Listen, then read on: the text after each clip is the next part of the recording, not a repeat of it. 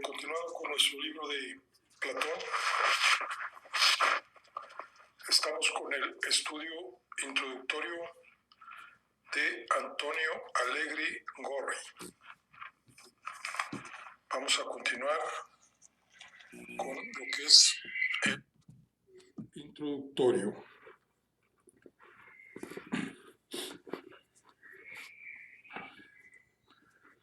¿Qué es, pues, la teoría platónica de las ideas? ¿Qué es, pues, una idea? Una idea es una entidad, realidad extra espacio-temporal. Una idea es una entidad, realidad eterna, siempre existente y permanente. Una idea es una entidad, realidad inmutable, frente a la mutabilidad y cambio de las cosas sensibles. Una idea es una entidad, realidad unitaria, es decir, no es ni más ni menos, sino que siempre es idéntica a sí misma, por la misma razón que siempre es distinta a todas las demás.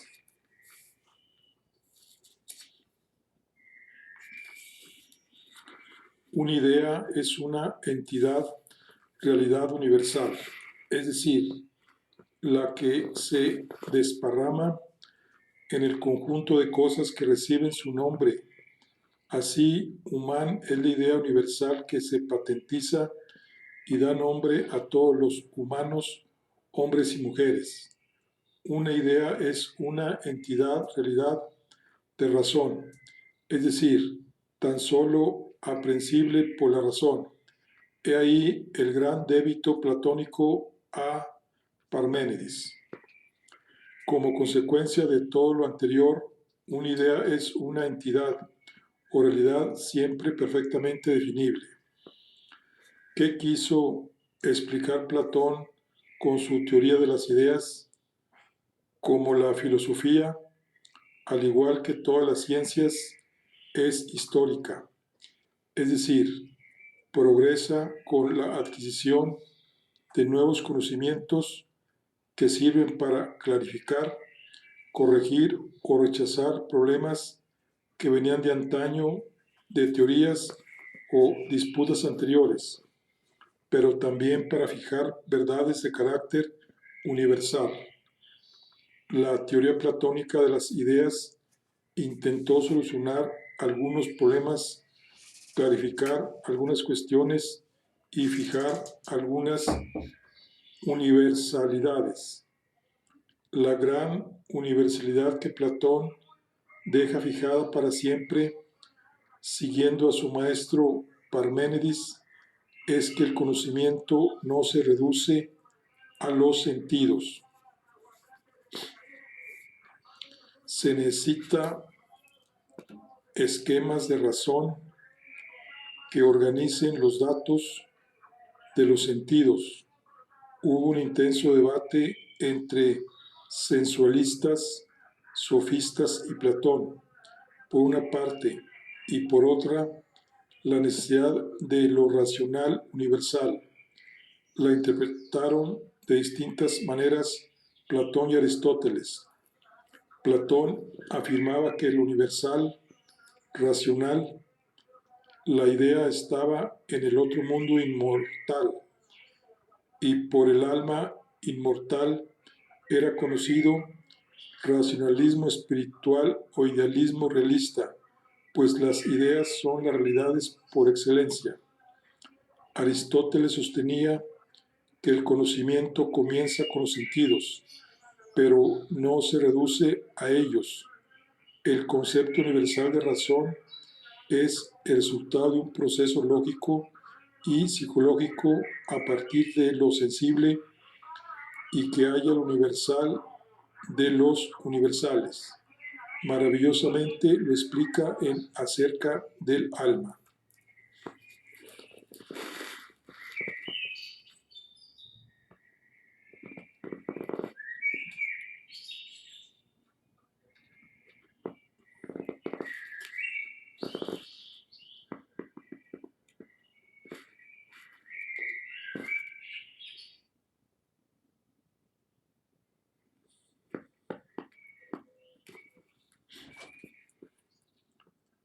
Por tanto, el reino de las ideas de la razón es la episteme, la verdadera ciencia, frente al reino de lo sensible, el mundo de la doxa, de la opinión. Las verdades epistémicas son necesarias y no pueden ser de otra manera. Las doxásticas son contingentes. Platón tuvo la genialidad de percatarse de que la filosofía es como una gigantomaquia, lucha entre dioses y gigantes, un motivo mítico, religioso, artístico, escultórico, entre materialistas e idealistas. Siempre ha sido así, así es y así será. Lo cuenta en el Sofista.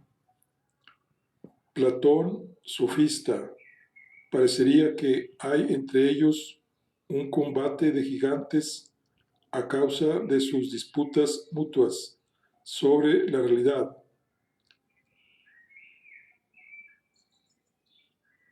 Por cierto,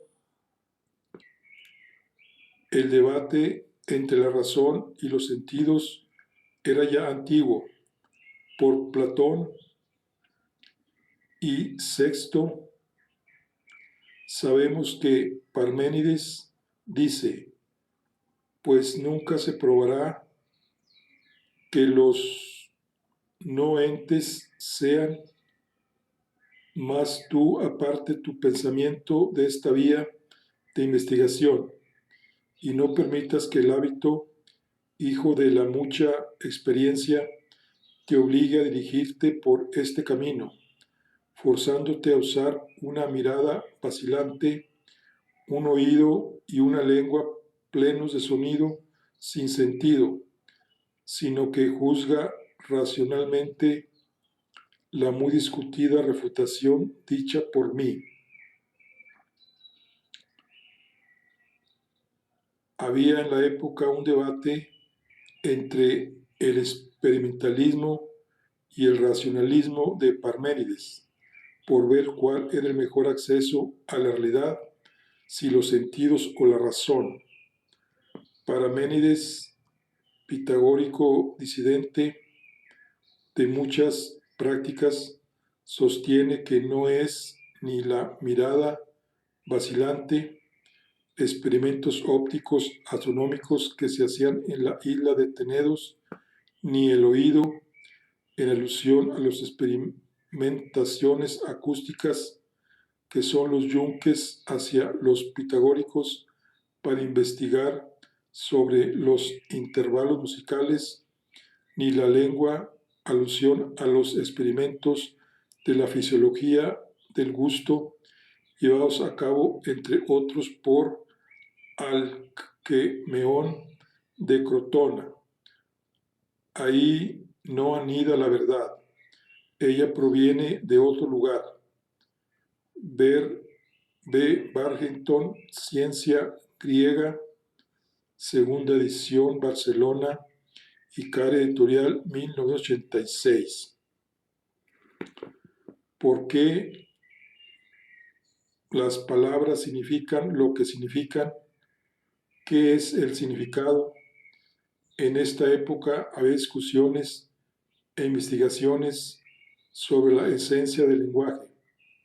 Cuando alguien solo conoce un idioma y no sabe de la existencia de otros, suele creer que las palabras significan lo que significan, o bien por naturaleza y necesariamente como quema el fuego, o bien porque alguna divinidad le ha puesto el nombre adecuado y así será eternamente.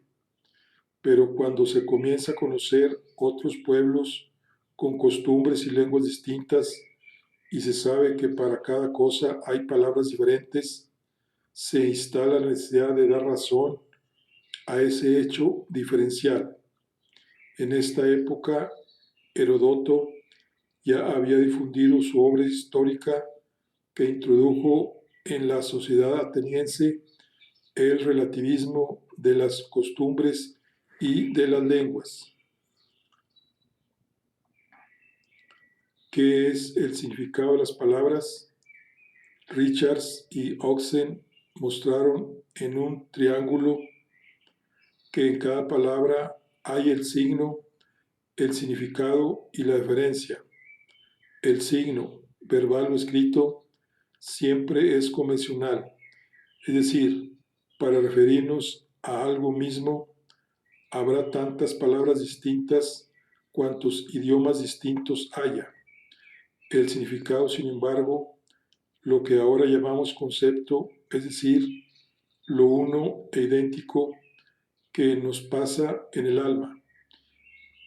En precisa y preciosa puntualización aristotélica, cuando oímos una palabra de un idioma y otra distinta de otro, referida a lo mismo, es fijo a todos los lenguajes, y lo es porque uniforme es la referencia, o sea, significado, signo y referencia. Pongamos un ejemplo. Las casas materiales existentes en esencia y en su telos, idéntica en todos los pueblos y lugares, es la referencia, la realidad esencial, y es uniforme. Cuando pensamos en la casa, lo que nos pasa en el alma, lo que pensamos esencialmente, es lo mismo, es uniforme, sean cuales sean las palabras que pronunciemos o escribamos, sea oikos, domus, casa, maison, house o house, que como se ve son convencionales, pues hay tantas palabras distintas como idiomas, siendo el concepto idéntico, porque idéntico es la referencia.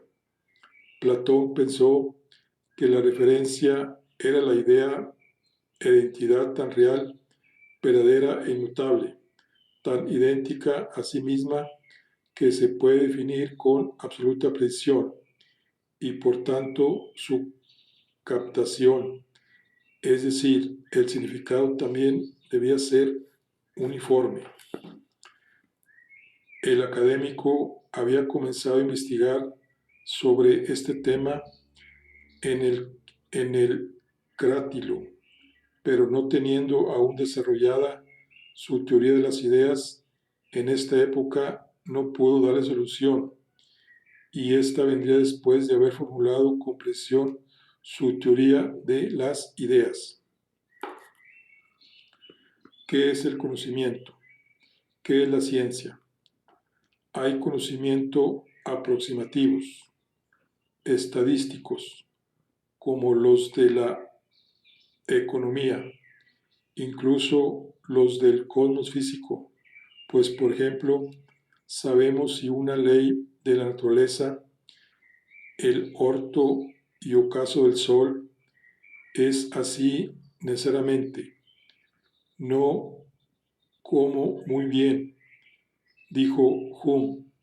Su validez se basa en el hábito, en la costumbre. Siempre hemos visto que el sol sale cada día por el este y se oculta por el oeste. Siempre todos, antepasados y presentes, lo hemos visto así y creemos en esta ley de la naturaleza. Se trata de un conocimiento firme pero contingente, pero no sería deseable que el verdadero, el más firme conocimiento, la verdadera ciencia, tuviese un rango superior al hábito. Ese conocimiento superior sería el necesario, es decir, aquel cuyas proposiciones fuesen verdaderas necesariamente. Hoy lo llamaríamos a priori o tautología. Ese tipo de conocimiento al que Platón llama episteme solo puede ser el, el proposicional sobre las ideas. Por lo tanto, la teoría de las ideas de Platón sirve para clarificar la existencia de dos modos de conocimiento, que son, por una parte, el que versa sobre el mundo de las ideas, episteme, y por la otra, el que versa sobre el mundo sensible, doxa. La terminología y conceptualización viene de Parménides sobre este tema. Todo esto Platón lo plasmó con plasticidad y fuerza en la alegoría de la línea y en la de la caverna, ambos en la República, libros 6 y 7. El tema del conocimiento va ligado al del ser. Para los materialistas, Heráclito, sofistas, el ser se reduce a lo corporal, a lo extenso, y el único conocimiento válido es el conocimiento sensorial. Según Platón, la teoría de los materialistas es nefasta, pues excluye de la realidad todas las entidades inmateriales como el alma, pero los materialistas se revuelven afirmando que el alma es una específica y especialísima organización de la materia. Sería la tesis de Demócrito. Las presentes líneas son una reconstrucción de parte del sofista. Unos arrastran todo desde el cielo y lo invisible hacia la tierra y definen como idéntico la realidad y el cuerpo, y si alguien afirma que algo que no tiene cuerpo existe, ellas o ellos lo desprecian por completo y no quieren escuchar ninguna otra cosa, sino que piensan que el alma misma posee cierto cuerpo.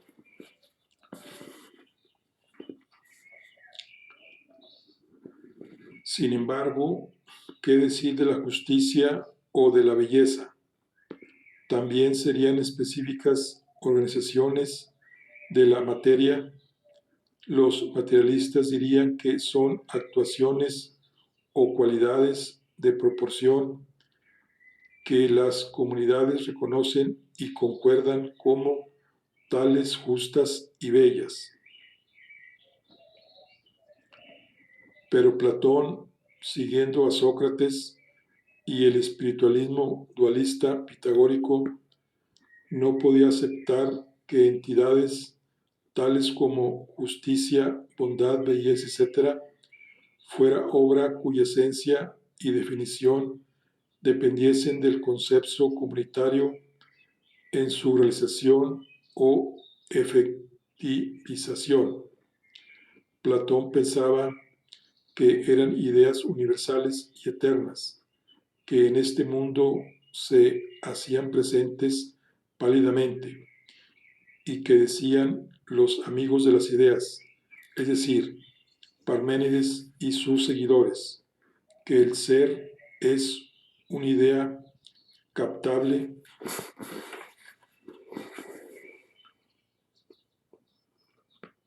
solo por la razón, que el ver es ingénito, inmóvil y perfecto, y que el no ver no es. Platón es seguidor de Parménides, pero en su doctrina advierte dos graves problemas que corrige. Por eso dice que hay que atreverse a cometer parricidio, o sea, contra el padre Parménides.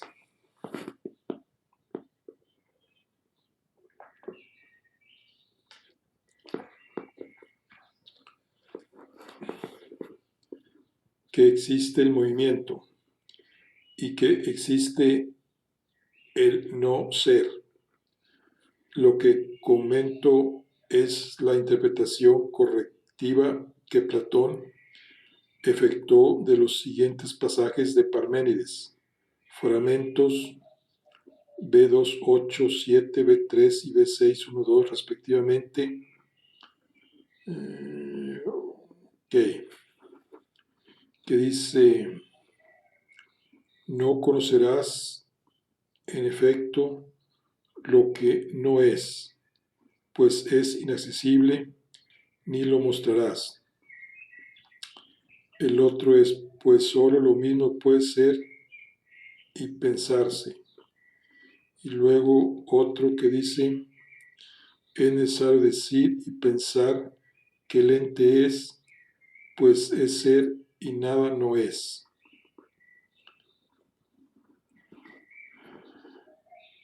Frente a la negación de ambos que efectúa el Eleata, Parménides habló del ser y del no ser de manera unívoca. Si existe el primero, no puede existir su contrario, y como es inmóvil, el movimiento no existe. Platón introduce una cuña en el inmovilismo unitario de Parménides. Es imposible que el movimiento no exista. No habla Platón del movimiento material del mundo físico. En la unidad dual esencial de la verdadera realidad, que es el alma que piensa, las ideas. Véanse las semejanzas con Descartes. En definitiva, se trata de las semejanzas de todos los sistemas racio-idealistas. Hay el movimiento, que es la pura actividad reflexiva del pensar, el movimiento esencial. ¿Y qué pasa con el ser y el no ser? Es evidente que no ser se dice de dos maneras: como nada que no existe, pero también como alteridad y diferencia, lo que permite crear proposiciones negativas, significativas, verdaderas o falsas, y el ser se imbrica esencial y constitutivamente con la identidad y la diferencia, avance claro de la famosa frase aristotélica: el ser se dice de muchas maneras. Así pues, ¿qué es el ser? Ontología, y el conocer, epistemología. Ni el ser es sólo la materia, ni el conocimiento es sólo el sensorial, materialismo, sensualismo, tesis de Heráclito y sus continuadores, ni es sólo el ser como aprehensible únicamente por la razón, tesis de Parménides. En la República se puede estudiar el conocimiento humano desde un punto de vista genérico o desde un punto de vista médico-científico o desde una perspectiva descriptiva. Esto es lo que hace Platón: describir qué es y cómo funciona el conocimiento de la realidad. Aristóteles, en Acerca del alma, mezcla el método descriptivo del conocimiento con el psicológico. En la República, Platón nos ofrece el siguiente esquema perfecto de los modos de conocer.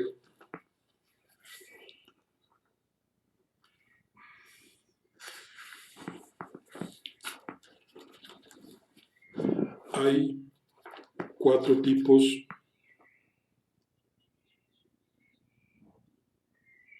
de conocimiento que se corresponden con 4 grados de realidad.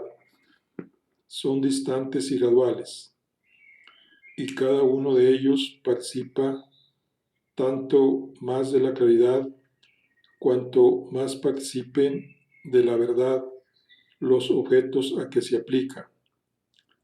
La eicasía o imaginación es el grado de conocimiento más alejado de la verdad, pues su contenido, los eicones, toma ahora una línea dividida en dos partes desiguales.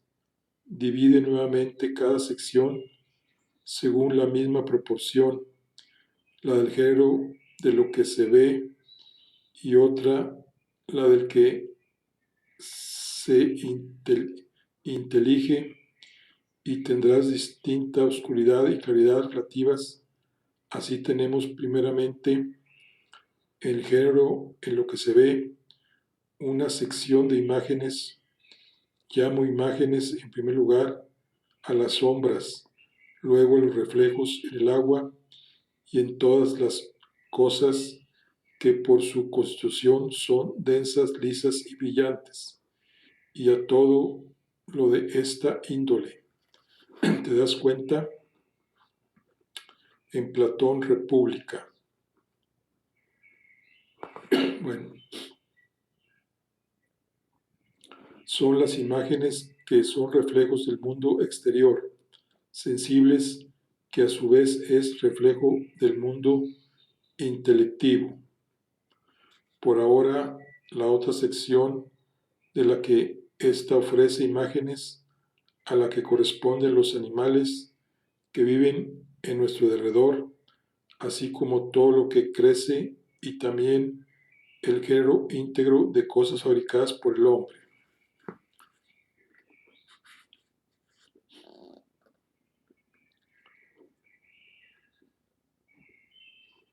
Platón denomina pistis, que se puede traducir por creencia, al modo de conocer el mundo.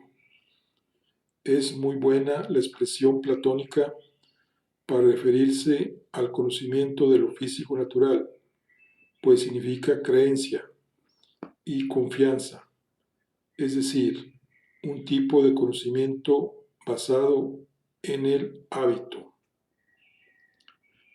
Hume lo definió muy bien al decir que las leyes de la naturaleza adquieren su validez en la costumbre y la repetición, pero que no posee la ineluctabilidad de lo necesario. Eicones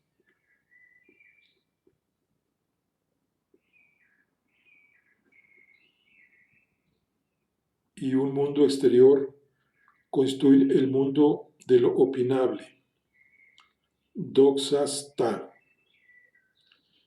La tecnología es la que fijó Parménides, y sus formas de conocimiento son eicasía y pistis, que constituyen la doxa, así como los eicones son imitaciones del mundo exterior. Este es imitación imperfecta del mundo superior. El mundo superior, el de lo inteligible, noeta, se divide en dos: las entidades matemáticas geométricas similares. Este texto es difícil, procuraré clarificarlo, pero antes citaré a Bernardo Russell, quien escribe: sean ABC un triángulo rectilíneo. Es contrario a las reglas preguntar si ABC es realmente un triángulo rectilíneo, aunque si es una figura que hemos trazado nosotros. Podemos estar seguros de que no lo es, porque es imposible trazar líneas absolutamente rectas. En consecuencia, las matemáticas nunca pueden decirnos lo que es, sino solamente lo que sería si. No hay líneas rectas en el mundo sensible. Por tanto, si la matemática ha de tener una verdad más que hipotética, debemos encontrar evidencia a favor de líneas rectas suprasensibles en el mundo suprasensible.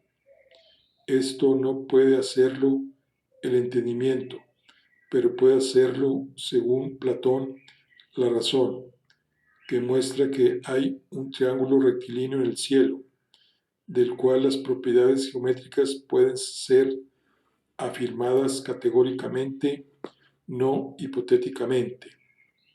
Historia de la filosofía.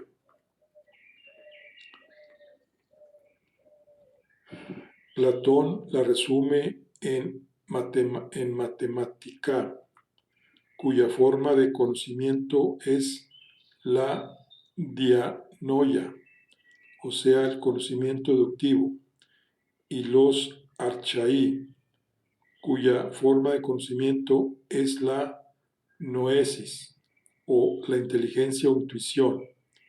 Los matemáticos y los geómetras, quienes se ocupan de geometría, aritmética y otros estudios similares, dan por supuestas sus entidades, triángulos, números pares e impares, creen que las conocen y dan por sentado que son como las definen, es decir, las adoptan como principios evidentes.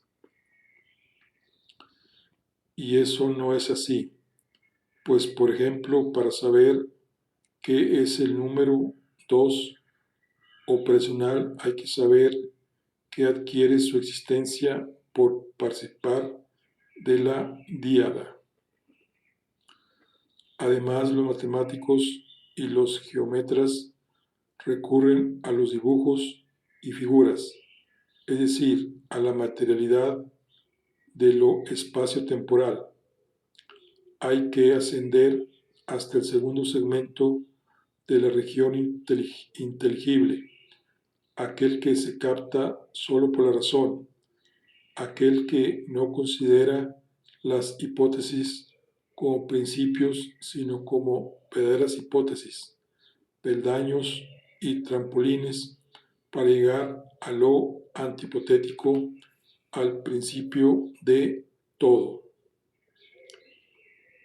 Sobre el concepto de principio de todo ha habido numerosas interpretaciones, una de las cuales dice que es el bien que algunos identifican como Dios.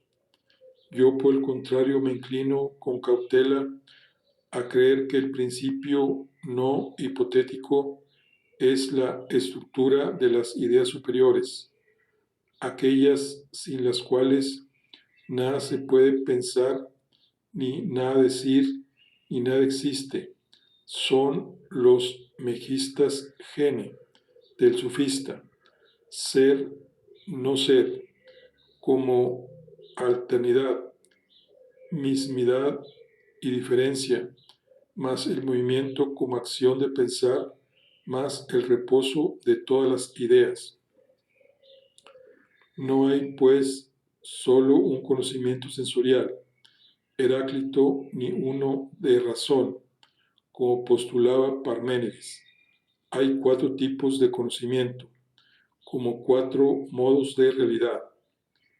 Entendiste perfectamente, y ahora aplica a las 4 secciones estas 4 operaciones que se generan en el alma: inteligencia a la suprema, pensamiento discursivo a la segunda, a la tercera asigna la creencia y a la cuarta la conjetura, y ordénalas proporcionalmente, considerando que cuando más participen de la verdad, tanto más participan de la claridad.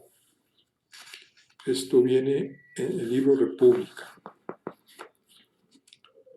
Se puede ofrecer una descripción tan detallada del conocimiento y la realidad. Hay más segmentos que los descritos aquí.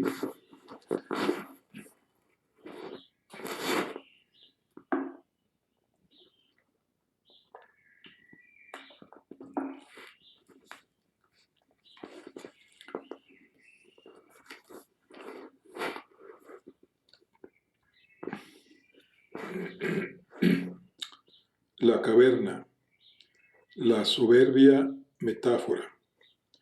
Tradicionalmente se habla del mito de la caverna, que escribió páginas bellas e inteligentes sobre el mito en Platón.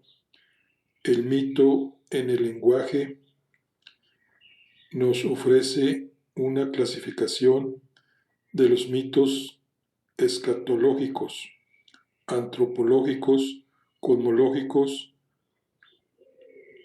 gnosiológicos, donde incluye el mito de la caverna. Otros, como Guthrie, usan expresiones como metáfora, alegoría, símil, opción, que yo también prefiero ahora, pues tiempo la usé la expresión mito. Sobre la caverna pueden leerse los importantes trabajos de E. Ledó en la memoria de Logos, Madrid. Dice, Platón ha fundado ya la academia. Luego escribe la República, donde diseña un plan para la educación de los guardianes. La metáfora de la línea y la de la caverna son el plan de estudios superiores. Ambas metáforas están interconectadas. Son un símbolo en el que ambas se interexplican. Imaginemos una vivienda subterránea, una caverna larga e inclinada en el fondo de la cual hay unos hombres encadenados desde niños que no pueden moverse y que tienen que mirar necesariamente hacia adelante, a la pared del fondo de la caverna. Detrás y en un plano superior, un fuego, y entre el fuego y los encadenados, una paredilla por detrás de la cual pasan unos hombres que llevan sobre sus cabezas variados objetos cuyas sombras, las de los objetos sobresalientes, pues los porteadores no se ven, se proyectan sobre la pared del fondo. Los prisioneros piensan que las sombras que ven son la única y verdadera realidad. Sócrates dice que los prisioneros son como nosotros mismos. Supongamos que uno de los prisioneros fuese desatado y obligado a volverse y ver el fuego, sus ojos sentirían dolor y al principio, antes de acostumbrarse, creería que las sombras que veía antes eran más reales que los objetos que ahora apenas entrevé. Si luego se viese arrastrado afuera de la caverna y tuviese que ver los objetos naturales y el sol, vería en primer lugar y con más facilidad las sombras e imágenes de los objetos y hombres, luego los objetos y los hombres mismos y finalmente el propio sol. El sol, que es quien produce las estaciones y los años y gobierna todo lo de la región visible, y que es, en cierto modo, el autor de todas aquellas cosas que ellos veían. Quien ha salido de la caverna y ha visto lo real y la verdad, no querría volver a la anterior situación, pero hay que obligarle a bajar para enseñar y liberar a los que dentro han quedado. Pues bien, querido Glaucón, debemos aplicar íntegra esta alegoría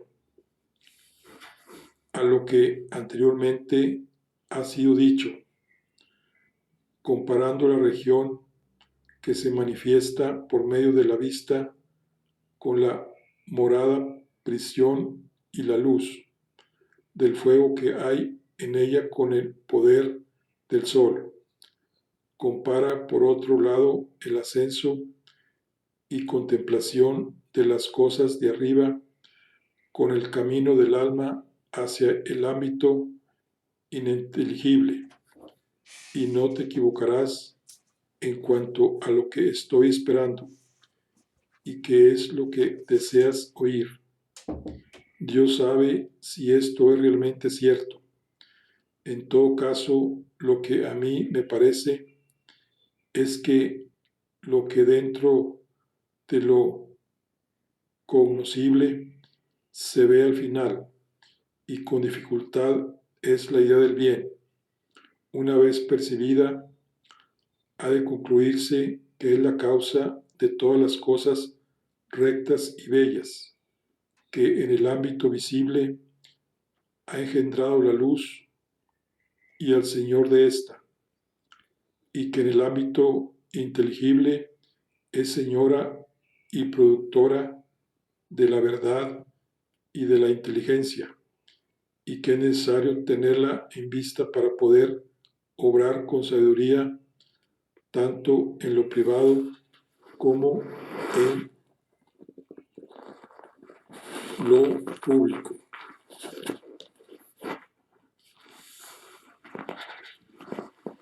Comparto tu pensamiento en la medida que me es posible.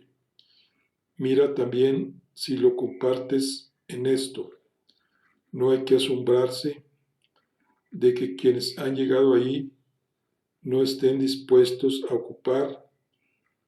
ocuparse de los asuntos humanos, sino que sus almas aspiran a pasar el tiempo arriba, lo cual es natural, si la alegoría descrita es correcta también en esto. República 517 AD.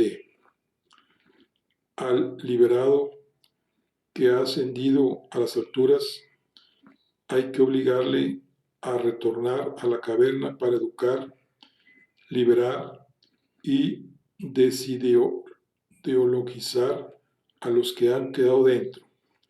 Es la función liberadora de la filosofía.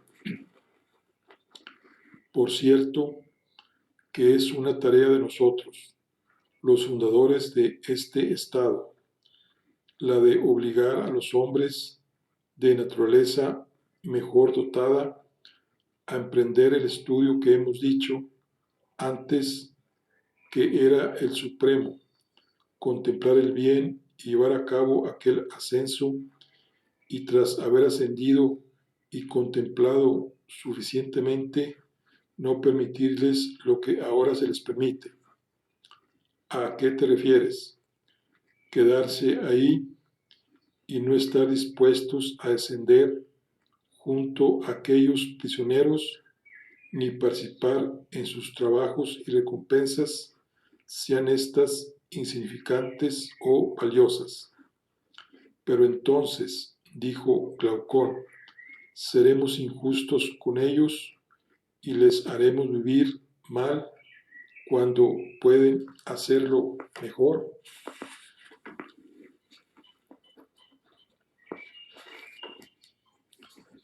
No olvides nuevamente, amigo mío, que nuestra ley no atiende a que una sola clase lo pase excepcionalmente bien en el Estado, sino que se las compone para que esto suceda en todo el Estado, armonizándose los ciudadanos por la persuasión o por la fuerza, haciendo que unos a otros se presten los beneficios que cada uno sea capaz de prestar a la comunidad, porque si se forja a tales hombres el Estado, no es para permitir que cada uno se vuelva hacia donde le da la gana, sino para utilizarlos para la consolidación del Estado. República 519C 520A. Estos textos muestran dos ideas centrales del pensamiento de Platón, que algunos platonistas tan piadosos como fervorosos platónicos han negligido o malinterpretado, a saber, que la educación filosófica platónica y organizativa de la polis sí es necesario, se ha de imponer y que hay que obligar a los filósofos a que retornen a las cavernas. Es el primer caso de la formulación de la teoría del absolutismo ilustrado que Platón ya intentó implantar con sus experiencias sicilianas. La academia tenía una clara impronta político-transformacional de las ciudades de la Hélade. Imponer un sistema de gobierno, por supuesto, no democrático, utilizando un tipo de saberes. Es el modelo pitagórico. Y en segundo lugar,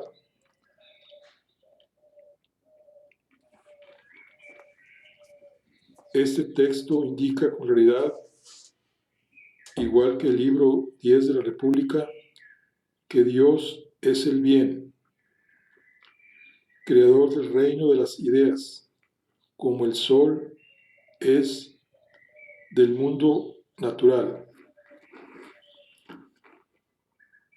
Aunque en otros textos haya sostenido una posición diferente, por ejemplo en el Timeo, donde son eternos la materia informe, las ideas y el demiurgo divino artesano, cuya función es ordenar la materia mirando a las ideas. Creación es, pues, ordenación. Este es uno de los temas más debatidos de la filosofía platónica.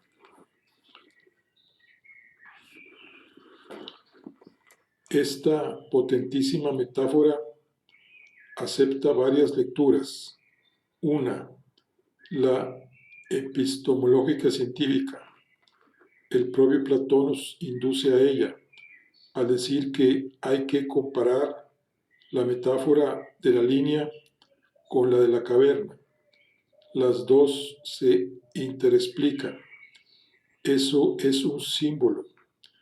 Quien conoce las ciencias positivas, pero no su fundamentación, es decir, las ideas que son su base, no conoce la verdadera ciencia ni la verdadera realidad.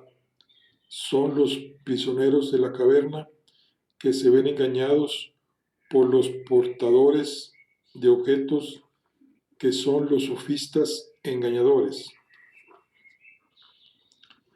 Puede hacerse otra lectura que llamaríamos histórico-política, la que dice que toda forma de Estado no organicista, que es la que el académico propugnaba en la República, es equívoca y falsa.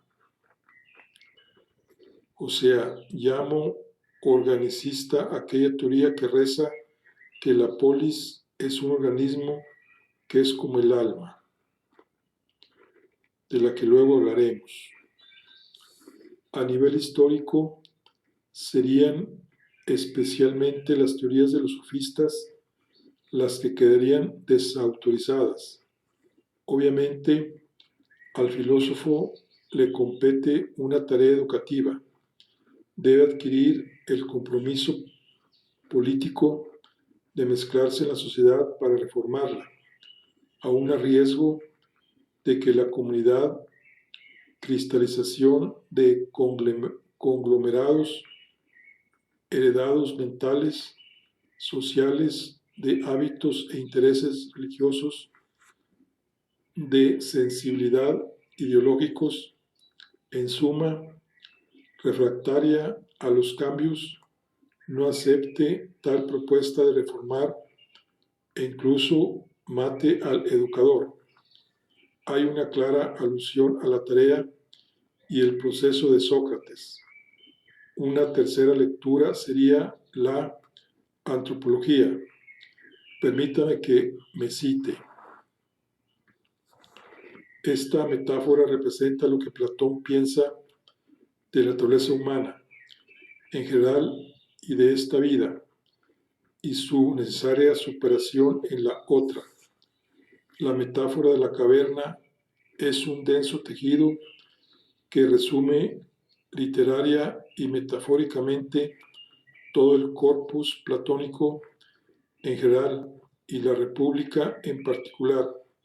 Muestra la superación del ser con el deber ser. La naturaleza humana en su sidólico actuar se comporta como la metáfora muestra, pero debe comportarse como la alegoría indica y propone. Y para finalizar, hay una cuarta lectura que es la religiosa, que Platón tomó de los pitagóricos. El modelo doctrinal de los pitagóricos, pero también de todas las religiones dualistas y espiritualistas salvíficas, postula la existencia de dos mundos, el de la temporalidad imperfecto, perfecto el inmortal. El alma divina pertenece al segundo. A causa de una falta, cayó en el mundo de la materia, en el cuerpo. Es la famosa teoría del soma-sema, es decir, el cuerpo es la tumba, sema del alma. O sea, que el cuerpo es la tumba del alma. En esta vida, el alma se ha de purificar mediante la virtud. Estas ideas se encuentran en dos importantes textos del Fedón y de la República, y también en el Fedro.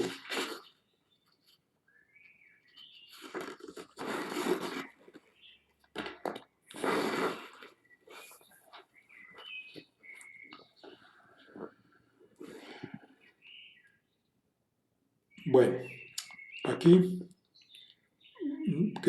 nos quedamos. Vamos en la próxima a ver lo que es el alma y polis. Estamos aquí con el estudio introductorio de Antonio Alegre Gorrilla. Nos vemos en la siguiente. Hasta luego.